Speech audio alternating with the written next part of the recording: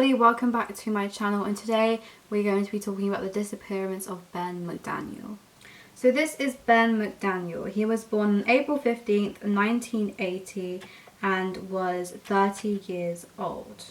His parents were Shelby and Patty Mcdaniel, who were a wealthy couple who lived in Tennessee near Memphis. He was actually the oldest out of 3 sons. Now during the 2000s, Ben was actually going through a very, very difficult time. He had a marriage which ended in a divorce. His construction business had failed, leaving him in tax debt of $50,000. And his younger brother Paul had recently passed away from a stroke at the age of 22. Ben had found Paul unconscious at their home. He tried to revive him and do everything he could, but Paul sadly passed away. So Ben moved back with his parents after he was going through a very, very hard time in his life. His parents had suggested he take a sabbatical,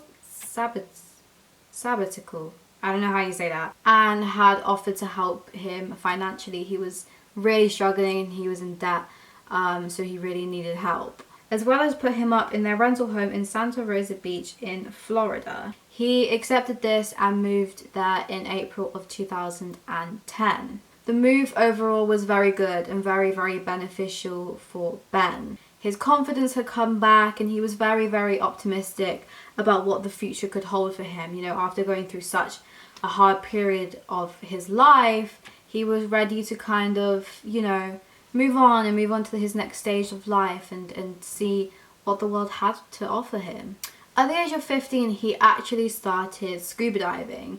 This became a very, very fun hobby for him, and he loved it. He was so passionate and so keen about it. He began to frequently visit Vortex Spring, which was a commercially operated dive park. However, there was caves within the like ocean river thing, and they were very, very dangerous. They warned divers not to go there. There was actually a sign by the entrance which had the Grim Reaper on it, literally telling people to be careful and to not swim too far.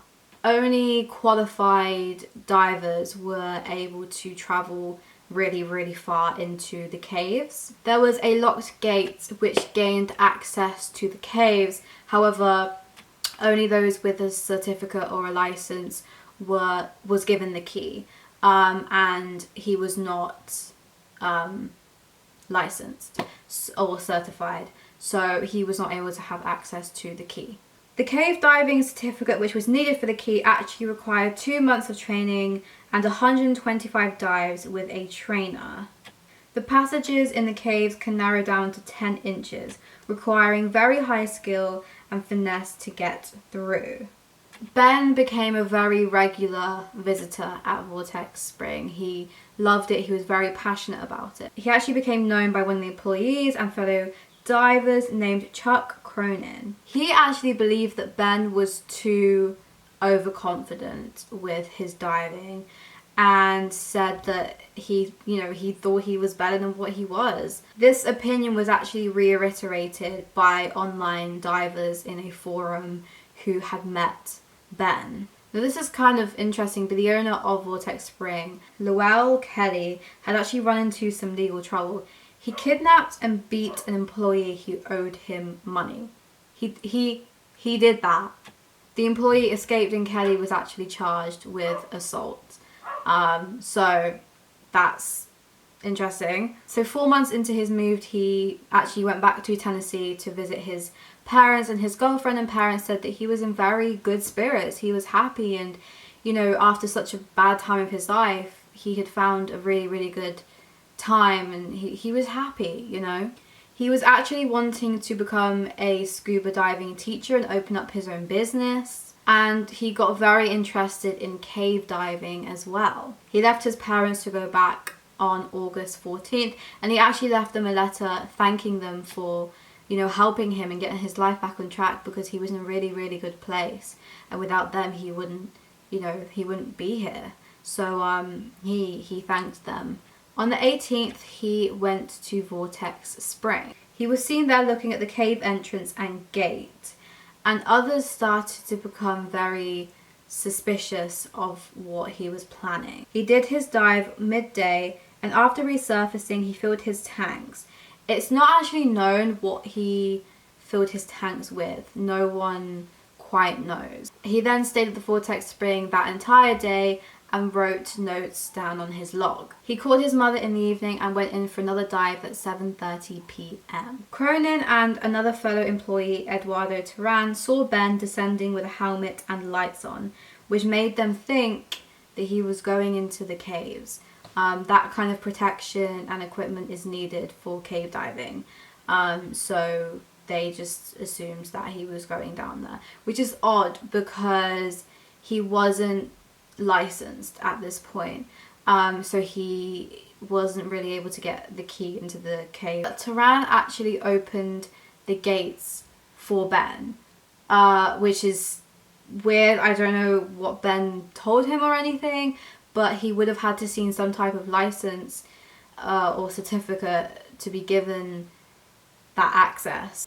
This was the last time Ben was seen by anyone. The next morning, Ben's truck was still in the parking lot. It had not moved, signifying Ben was still there. He hadn't left. So Turan then called the police. The spring was then taped off as a crime scene. None of Ben's equipment was accounted for, but his wallet with cash was still found in the truck. They then got scuba divers to search around and even got cave divers to see if Ben had got stuck in a cave and was unable to get out and had drowned. However, no one found anything.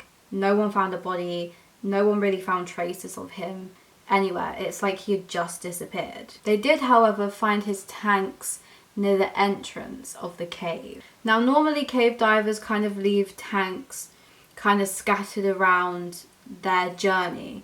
However, these were all just in one kind of pile at the entrance. So it was really inconsistent with what cave divers and scuba divers would normally do. Also, his tanks only contained air. It didn't contain a mix of different things that was needed for cave diving and what normally was used during cave diving.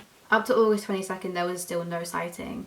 And they couldn't find Ben anywhere. Ed Sorensen, who was a veteran cave diver and a recovery specialist, actually was called to help. He came to Vortex and wanted to dive into the caves, but he was warned against it by other cave divers and rescue organizers. They claimed it was too dangerous to go any further than they had already been. However, he persisted and he still did it. He went further. He made 3 separate dives going 1,700 feet into the cave. That is so far. This is actually further than Ben had mapped out on his journey. So he was really trying to find Ben and see if his body had maybe floated somewhere or anything like that. However, there was nothing.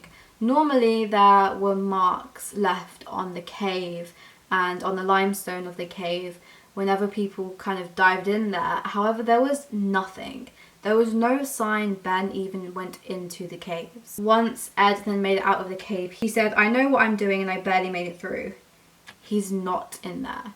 No one found any sign of him. The only thing they had was his tanks, but that was it. There was no body, there was no signs of him, there was no marks on any caves, there was no clothing, there was nothing, no piece of equipment except for the tanks found. Ben's parents then hired a private investigator who had originally mapped the caves in 2003. After 7 separate dives from the investigator, he also found nothing. 16 divers then spent 40 hours looking for Ben, and still nothing. The divers then started to question, did he even go into the caves? Was that even a thing that he did? They then started to believe maybe his body had been taken out of the water by maybe someone at Vortex Spring or just kind of washed out by the sea. However, there was also a theory that he faked his death. He wanted to start a new life, and by faking his death, this was how he was able to do it. However, I really don't think he could have kind of lived as far as he has without being, you know, found. And honestly, he was at a really good point in his life, and he had a girlfriend. You know, his parents were very proud and happy of him. I really don't think he would want to ditch his life to start a new one. Although you never know what someone is going through. People do put a smile on their faces when they aren't, you know, the happiest in their life. However, Ben was different. He was actually happy, you know. Nothing was found searching the washout outlet. 30 separate tests of the waters for decomposing body matter came back as negative. He was not in the water at all. Turan, one of the employees which gave him the key to the gate, was actually given a lie detector test but passed every single question. So he had nothing to do with it. So this is where it kind of gets controversial, because Ben's parents, obviously, this is valid, they were frustrated because they really thought he was in the water, and the divers just weren't able to kind of get into the caves to properly find his body. They actually then set up a reward offer of $10,000 to anyone brave enough to venture into the cave and find him. However, this became very controversial because by doing this, they were risking other divers' lives. It was a matter of, okay, this is a very dangerous cave. Whoever can make it the furthest gets and finds Ben gets the money.